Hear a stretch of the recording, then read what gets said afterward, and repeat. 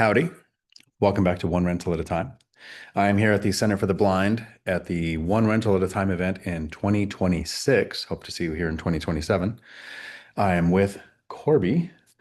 A couple questions for you here, and we'll just kind of go through these, and then I might dig a little bit deeper. Sounds good. And at the end, I'm going to be asking you for feedback. So if I forget, please remember to give me some feedback Will do. on what Michael Zuber can do at these events. Did you come last year? I did. Okay. And the year before? No, I was deployed the year before. Okay. Well, last year to this year, we'll look at, and then maybe you can email me after this event and let me know what you thought. Will do. So, where were you financially before you found One Rental at a Time, the community? So, in 2018, I found Dave.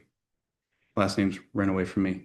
Ramsey, That's the one. Thank the you. no debt guy? Yes. He's got a great advice for a Yep. lot of people to get out of bad Yeah. debt. So I did baby steps 1 through 3, and then the timeline on the rest of them was a little bit outside what I wanted. How old were you when you started thinking about money? 40. 40. Okay, it's about the same age that I was when I Yeah. started. All right. Well, what was your biggest fear or hesitation about getting started?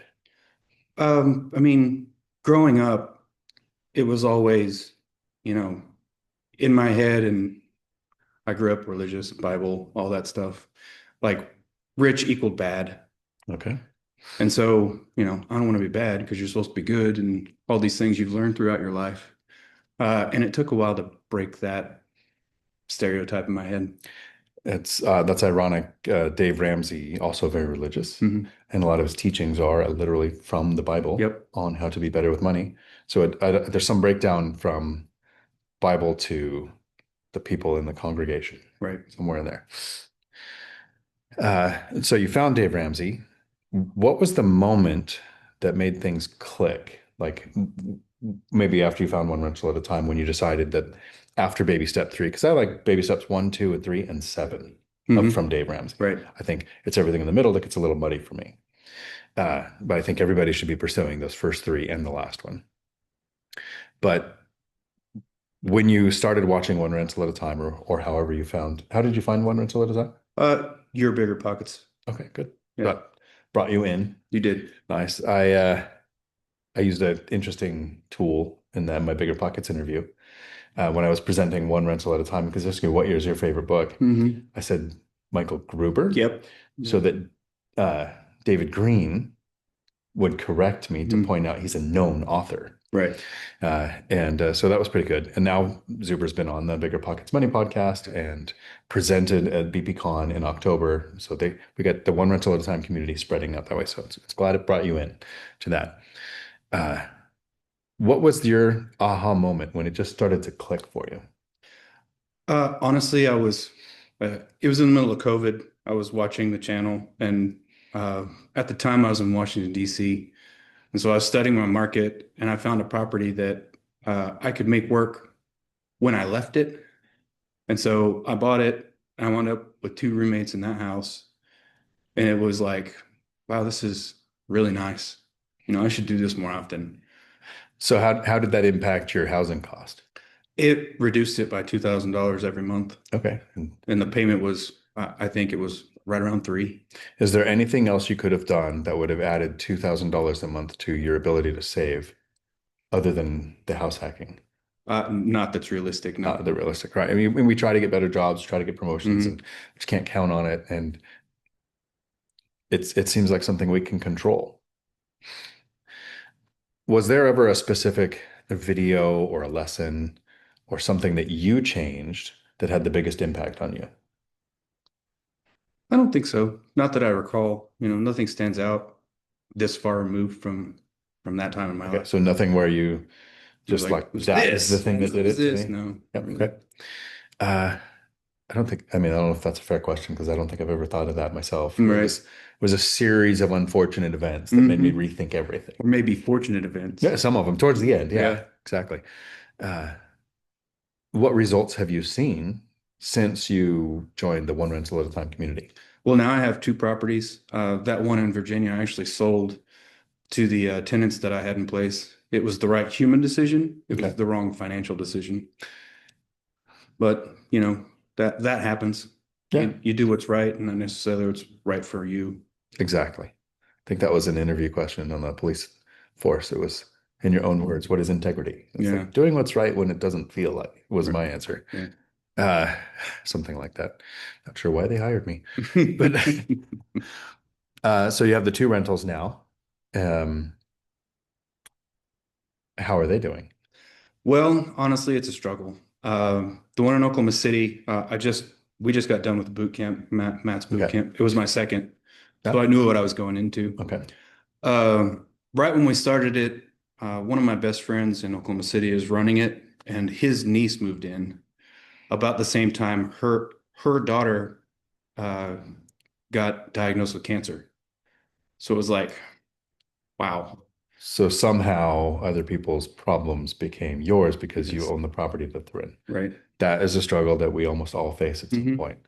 And it's why some people in the beginning might benefit from a property manager, because how would a property manager have handled that? They'd have figured a way through it, but Would they have without emotions, would they without the have allowed the relationships. relative to move in the first place? No, So why are you not as good as a property manager? because I have a heart and it's soft, and I'm not.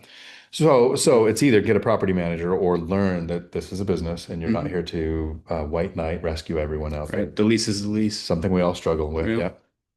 And I mean, there are people who grow a large portfolio and then they take a portion of it and they think, okay, I can totally help people, be lenient or rent to friends or family and think if I lose money, that's fine. But in those first few ones, when you're starting out, Right. that decision could be why you Yeah. never go any When further. it's 50% of your All income. right. Well, I appreciate you sharing Yeah. because I mean, people like to hear it's puppies and kittens and It's this is going to be so easy, but yeah. it's great when you can identify this is the moment where had I acted like a property manager, because I made a huge mistake in the beginning too. It was uh, I didn't feel like a real landlord. Hmm. I moved out and rented my house out, and then I didn't want to lease with friends, and I didn't want to trust a stranger, so I rented to a friend with no lease. Like all the lines up things, the mistakes that you can make, and then we look back and go, well, why don't you just do it like a real landlord? Right. So I'm right there with you.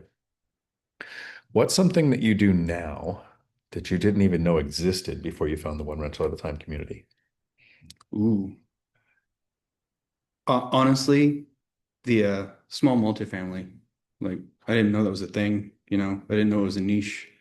I didn't know it was as beneficial as it potentially will be for me. And so that's my next purchase when I can get both the properties running, get to the point where I can buy the next one. And I'm going to wind up doing your thing where half of my freedom dollars go to pay down bad debt, Mhm. half of them go to the next property. Nice. But there was a strategy that worked for me. It feels a little bit slower, but Hmm. you're tackling the bad debt at the same time. Some people focus on one or the other, and I think that slows you down even more if you just target one. Uh, just a little bit of advice. Yeah. Okay.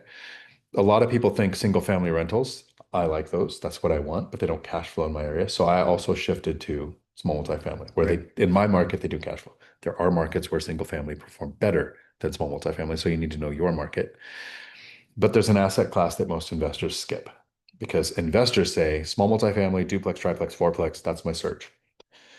Homeowners go, I want a house. So one of my best performing assets is a triplex that is technically a house with an ADU. Hmm. I think there was a house. That's how it's listed on the MLS. They doubled the size and made it a duplex. And then they added a garage, which was later converted to a full house. I never would have found it unless my search also included ADUs. Hmm. So when you think small multifamily, try not to pigeonhole yourself. Okay. And when you search for ADU, we can't control what the listing agent thinks it's called.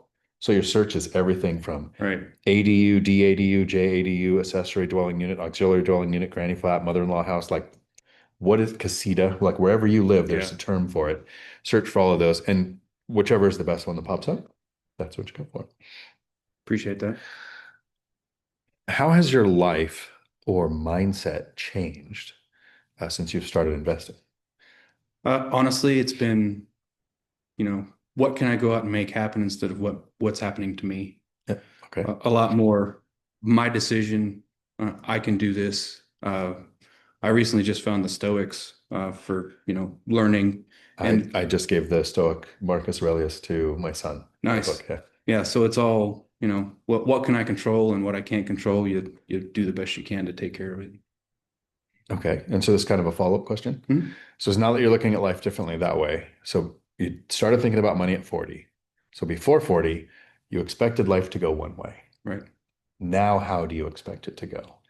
I expect, you know, well, I just watched the Three Amigos video where you guys talked about, Mike brought up a subject it just posted yesterday, and Mike said, I think if we asked 100,000 people that know what we do, 80% of them would want to be you, and I'm one of those. Like I want to prop the right amount of cash flow from the least amount of properties so I can have my life, have an airplane, fly around and visit people.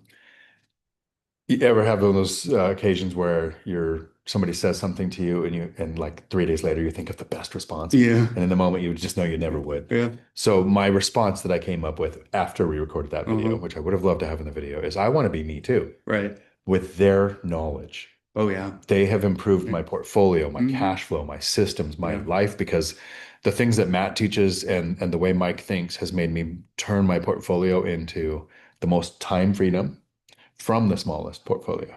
So I wish I'd thought of that like to their faces in the video, Yeah. but no, I had to sit there and go, I don't know how to accept a compliment just like everybody else, so Well, now you can grab a short, send I'll it grab a into short and them. just send it to them. Yeah. Nice, I will do that. That's a great plan. And the last question here is, so you came to, you're in the one window at a time community, and Hmm. I appreciate that Bigger Pockets brought you into it.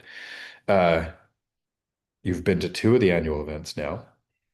What feedback would you give Zuber if it was just you and him in a room to say, hey, here's what I think could help your impact?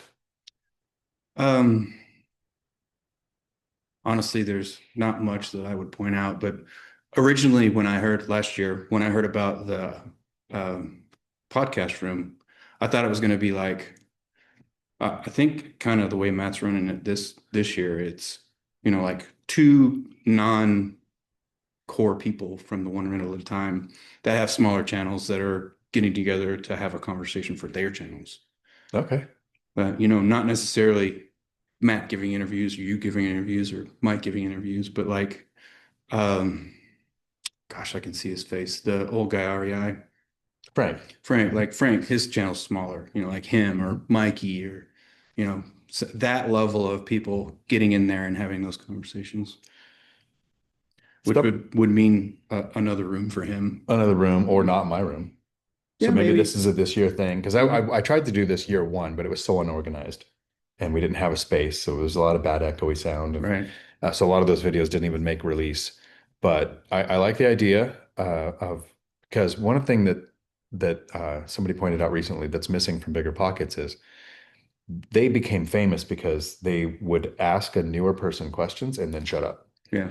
And then they became kind of like the way I've been, and I've got to fight myself to do this.